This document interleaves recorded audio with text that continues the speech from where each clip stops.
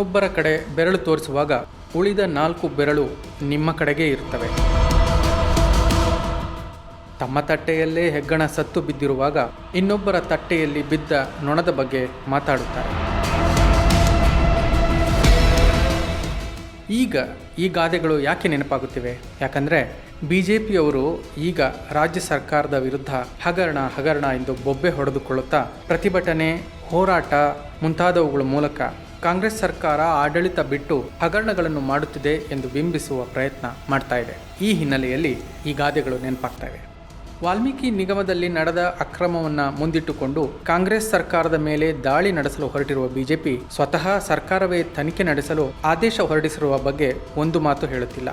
ಇರಲಿ, ತನಿಖೆ ನಡೆಯುತ್ತಿದೆ, ಸತ್ಯ ಹೊರಬರಲಿದೆ.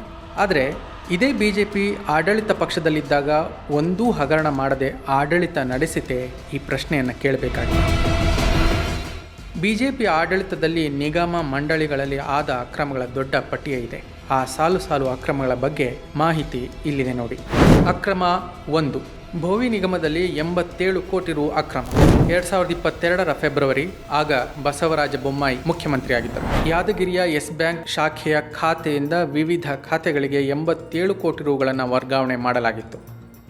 ಅಕ್ರಮ 2. ಕೃಷಿ ಮಾರುಕಟ್ಟೆ ಮಂಡಳಿಯಲ್ಲಿ 47.16 ಕೋಟಿ ಅಕ್ರಮ. ಜನವರಿ 2020, ಆಗ BS ಯಡಿಯೂರಪ್ಪ ಮುಖ್ಯಮಂತ್ರಿಯಾಗಿದ್ದರು.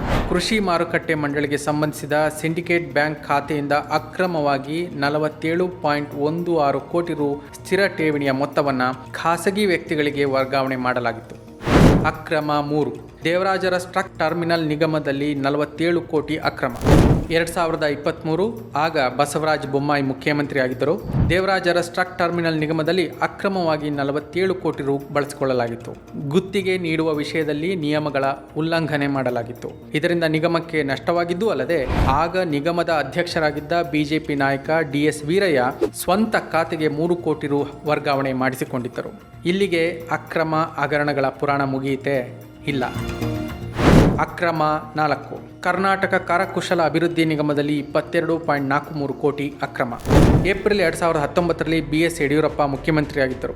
ಆಗ ನಿಗಮದ ವಿಜಯ ಬ್ಯಾಂಕ್ನ ಸ್ಥಿರ ಠೇವಣಿಯಲ್ಲಿದ್ದ 22.43 ಕೋಟಿ ರುಗಳನ್ನು SBI ಬ್ಯಾಂಕ್ನ ಖಾತೆಗೆ ವರ್ಗಾವಣೆ ಮಾಡಿ ನಂತರ ಖಾಸಗಿ ವ್ಯಕ್ತಿಗಳಿಗೆ ಹಣ ವರ್ಗಾವಣೆ ಮಾಡಲಾಗಿತ್ತು. ಇಲ್ಲಿಗೆ BJP ಅಕ್ರಮಗಳ ಪುರಾಣ ಮುಗಿಯುವುದಿಲ್ಲ. ಇಂದು BJPಯೊಂದಿಗೆ ಮೈತ್ರಿ ಮಾಡಿಕೊಂಡು ಅಧಿಕಾರ ಹಿಡಿದಿರುವ HD ಕುಮಾರಸ್ವಾಮಿ ಅವರ ಮೂಗಿನ ಕೆಳಗೆ ಅಕ್ರಮ ನಡೆದಾಗಲೂ ಮೂಗು ಮುಚ್ಚಿಕೊಂಡಿದ್ದರು. ಅಕ್ರಮ 5.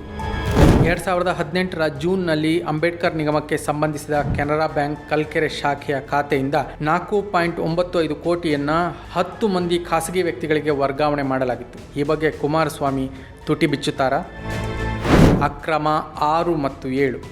ಜಗದೀಶ್ ಶೆಟ್ಟರ್ ಮುಖ್ಯಮಂತ್ರಿಯಾಗಿದ್ದ ಸಂದರ್ಭದಲ್ಲಿ, ಅಂದರೆ 2012ರ ಸೆಪ್ಟೆಂಬರ್ನಲ್ಲಿ KIADBಯ ಬೆಂಗಳೂರಿನ ಪಂಜಾಬ್ ನ್ಯಾಷನಲ್ ಬ್ಯಾಂಕ್ ಖಾತೆಯಿಂದ ಸೇಲಂ ಶಾಖೆಗೆ ಅಕ್ರಮವಾಗಿ ಹಣ ವರ್ಗಾವಣೆ ಮಾಡಲಾಗಿತ್ತು. ಇದಾಗಿ 6 ತಿಂಗಳ ಅವಧಿಯಲ್ಲಿ, ಅಂದರೆ 2013ರ ಮೇ ತಿಂಗಳಲ್ಲಿ ಕರ್ನಾಟಕ ಮಾಲಿನ್ಯ ನಿಯಂತ್ರಣ ಮಂಡಳಿಯ 10 ಕೋಟಿ ರುಗಳನ್ನು ಅಕ್ರಮವಾಗಿ ವರ್ಗಾವಣೆ ಮಾಡಲಾಗಿತ್ತು.